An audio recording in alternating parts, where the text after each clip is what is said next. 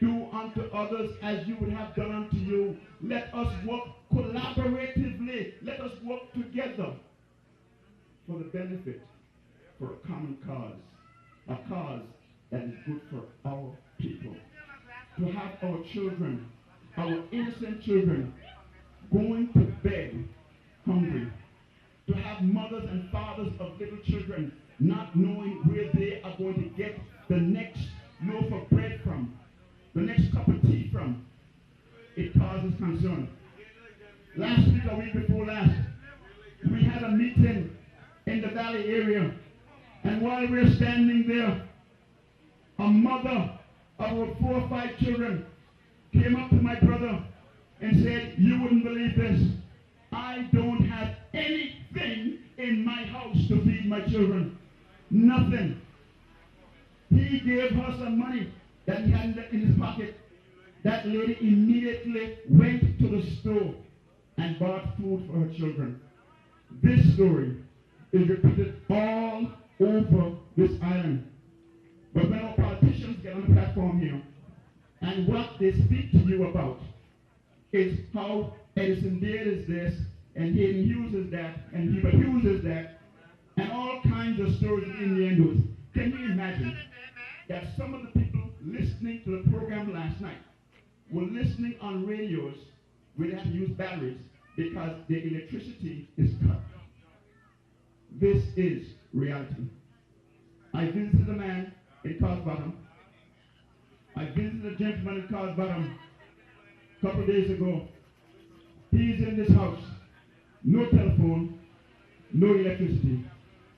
A man who said to me, "I gave of my youth to this country. For many, many years I worked in this country, and can you imagine that my country has abandoned me? My country has abandoned me."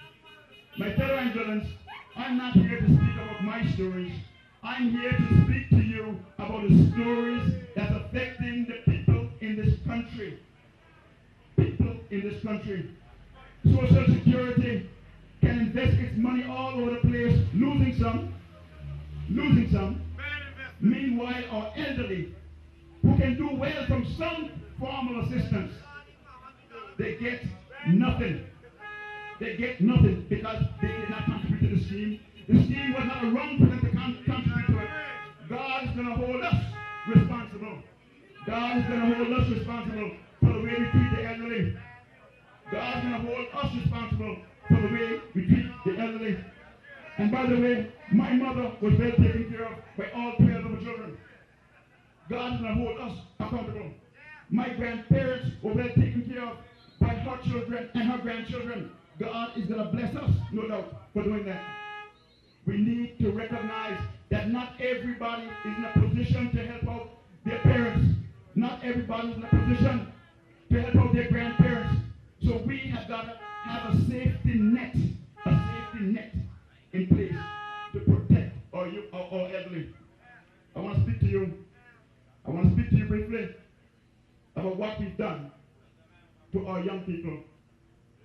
As we move around the length and breadth of this island, more and more we're seeing young people frustrated, losing out on the Anguilla dream. The Anguilla dream that says, I go to school, I come out of school, and this country owes me a living. This country owes me some skills so I can get gainful employment. Imagine, in 2009, we don't have a means of training our youth. I was talking to an elderly gentleman last week in the quarter, and he said many years ago, Freddie, who used to work in public works, used to take young people there as apprentices, train them in carpentry and other maintenance.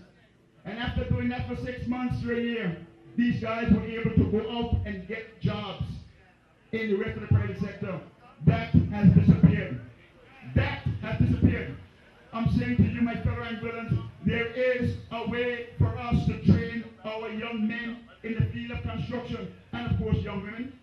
We're living in an era of women's liberation. So by all means, women are able to do this as well. Train them in the skills of carpentry, masonry, electrical work, and plumbing. Why isn't such a school set up? When construction is our second biggest industry. We say that tourism is our number one industry.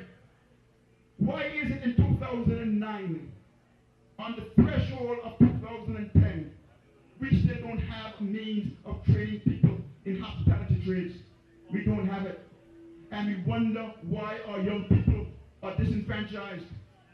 We wonder why there are so many non-Anguillans working in our system, because we are not in the human resource development in this country. That is what is lacking. Lots of talk, but the reality is emphasis and focus is given to the needs of the investor. The concessions are given to them. They're allowed to bring in staff here to work. It is my understanding that just last week, some 23 work permits were issued to Viceroy to hire people from outside of Anguilla to work in the hotel, not the construction. 21 work permits. Got that from a very reliable source.